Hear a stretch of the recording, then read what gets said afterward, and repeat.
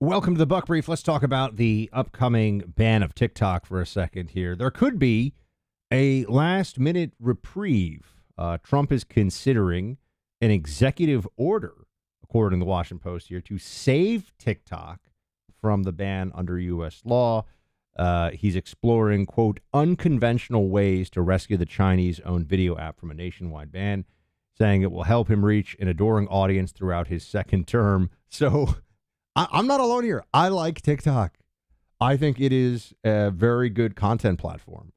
And I don't even really post on TikTok. I mean, this show doesn't even go really on TikTok. Although maybe I should change. Well, it might get shut down in a few days.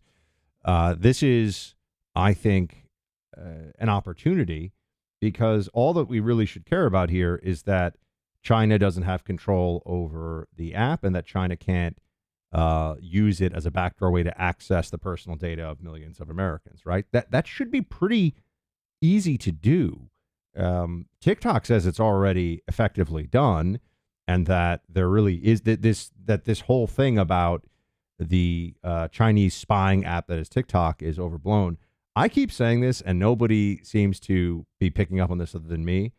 Who are the biggest beneficiaries from a shutdown of TikTok? Meta, meaning Facebook, Instagram, Google or Alphabet, and Google and YouTube under Alphabet. The other social media, Snapchat, which I guess, I don't know if people still even use Snapchat, but some of the biggest, most powerful companies in the world want TikTok to go away as a competitor for obvious reasons. And I think that it's not given enough consideration at all that there are a lot of members of the Senate and the House, for example, who get money from these companies. And even more than that, know that there's a tremendous amount of power that these companies have in terms of what content is out there and how they can direct or even skew the conversation. So here's what the Post is reporting on this, back to TikTok. Trump has been mulling ways to save the day for the wildly popular video app, including an executive order that could unravel the Biden administration's nationwide ban of the app, now scheduled for Sunday. He's expressed a keen interest in being seen as rescuing a platform on which he's told he's widely admired. Look, a great way for TikTok to be saved is by Trump is for Trump to feel like a lot of MAGA people are on TikTok and they love Trump. He has a 14 million follower TikTok account. And Trump said, I have a, quote, warm spot in my heart for TikTok. I agree with him. And I think that that's something that shouldn't be forgotten here. I think that this is a company that, especially now, is probably willing to listen to reason on free speech issues and to be a platform that allows more commentary. Look, it under COVID, it was bad. I got shut down. I tried to start posting on TikTok under COVID. It was bad. They were not helping me at all. They shut me down and I got strikes and everything else. So there's woke mind virus at TikTok, but that's American based. That's not a Chinese problem. So the Chinese are not creating the woke mind virus and putting it on TikTok. It is American employees of the company who are doing that. So, and remember, Biden is the one who signed this law that says that the app's owner, ByteDance out of Beijing, has to sell by January 19th or face an immediate ban. Supreme Court's letting this proceed. So it was Biden who banned it. Remember, Trump did not ban it. TikTok chief Xu Zichu, who lives in Singapore, flew to Mar-a-Lago in Palm Beach last week. Trump posted a social media platform, a collection of data showing Trump as a star on the platform. And, look, I think there are a lot of ways that this could be handled. They said the law says the app will not be banned if its foreign owner executes a qualified divestiture, which is a type of transaction that gives the president broad leeway to define it. I think that having a U.S.-based company buy this would be another really good option. Bloomberg said that Chinese government officials had discussed Elon Musk buying it, but TikTok has rejected the report as pure fiction. So Elon would be an interesting option. I mean, look, there are people out there who could buy this. I don't think it's going to stay shut down for long. I will say that. But I also think that there's a little bit of a hysteria around this from the whole Chinese spying angle. What is China going to do with this exactly? And the people who are so worried about China putting bad stuff for Americans on, these are American content creators. Like, I don't see any Chinese content on here. It's American content creators making this stuff. It's guys who live in red states who are cooking steaks and firing handguns and talking about the best holster. And, China is not, they don't have an army of people in Beijing fabricating all this stuff to brainwash us or something. So I think that people have gone along with this much more than they should. Sponsor is Birch Gold.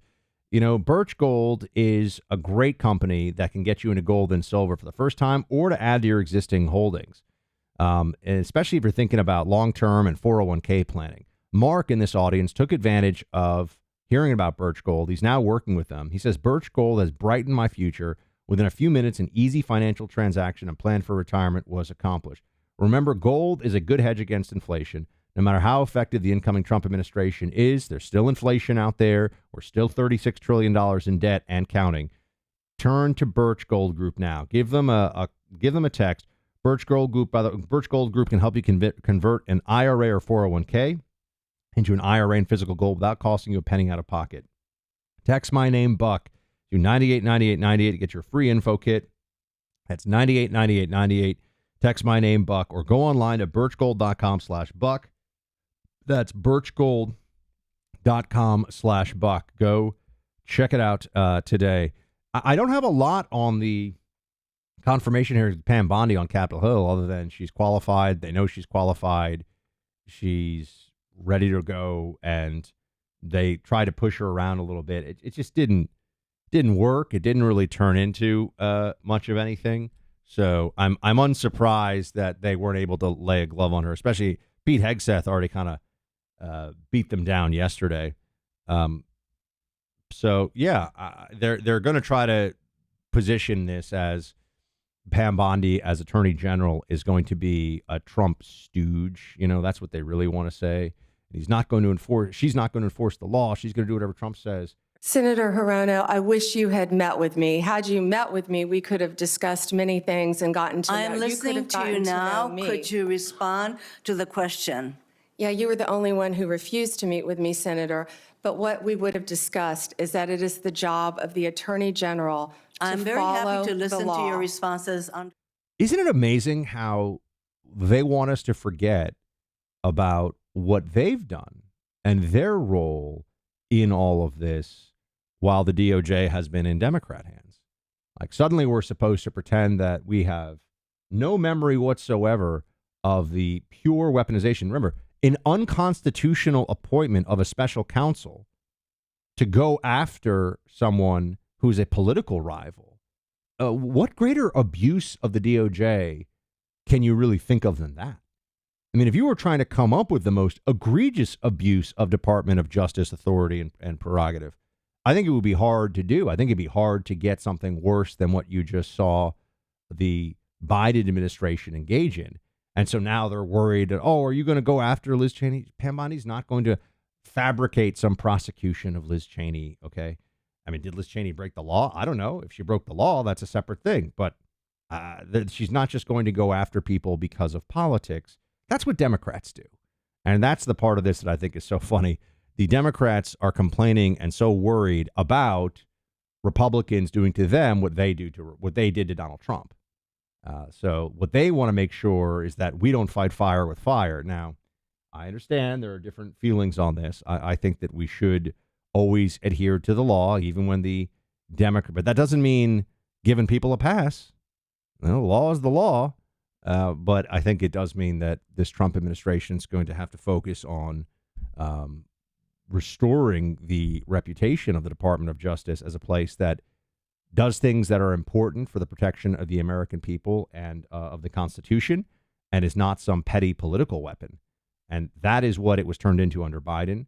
The way that they went after January 6 defendants, including people that did nothing violent whatsoever, that just walked into the building, and they sent SWAT teams to go into their houses, tactical teams to make arrests, pre-dawn raids and all this stuff. It's insane. We all know it's insane. The way they went after pro-life advocates, people that are trying to save tiny babies in the womb, it's awful. It is awful what they did. And I think that Pam Bondi can go a long way to setting this right. I think she's an excellent choice. I think she's one of the best Trump picks so far of the cabinet. I believe she's going to get through. I think Pete Hegseth's going to get through. I think Trump's going to get all of his current picks through. I don't think they're going to be able to dig in. The Democrats are going to be able to dig in and convince any Republicans to go along with them on a single one of these high-level appointments, which also just goes to, the learning curve that Trump has had from the first term, his first administration, to what we're seeing now, which is, I think, the most effective, most efficient version of MAGA and the whole Trump universe. So I hope I'm right on this one. I think I'm going to be right on this one. Still very much waiting to see how the deportation situation plays out, but I'm hopeful that it will be as promised. Our sponsor is Bear Creek Arsenal. They make some of the finest firearms in the country at a price point that's going to surprise even a lot of you gun owners out there. But that's what they do. They're making the best value, most durable, most efficient firearms you can find absolutely anywhere. And the more that people find out about Bear Creek Arsenal, the more they love what Bear Creek Arsenal makes. I've got a number of their firearms here at home. I take them to the range. Very accurate, very reliable. And like I said, the price, you simply cannot beat it. Stay updated about everything happening at Bear Creek Arsenal as well by signing up for their newsletter. Best place to start in your Bear Creek Arsenal journey. Go to bearcreekarsenal.com. That website is bearcreekarsenal.com. I've got the Grizzly, which is a 9mm pistol. And let me tell you, it is just it's like a foundational piece for your firearms, right? For your own arsenal at home. You want to have that Bear Creek Arsenal Grizzly. So I highly recommend you pick up one of those. You see the price point, you'll say, wow, it's amazing. And make sure you go and sign up for the newsletter, bearcreekarsenal.com. And with that, my friends, we're going to call it a Buck Brief here. More tomorrow. Shields high.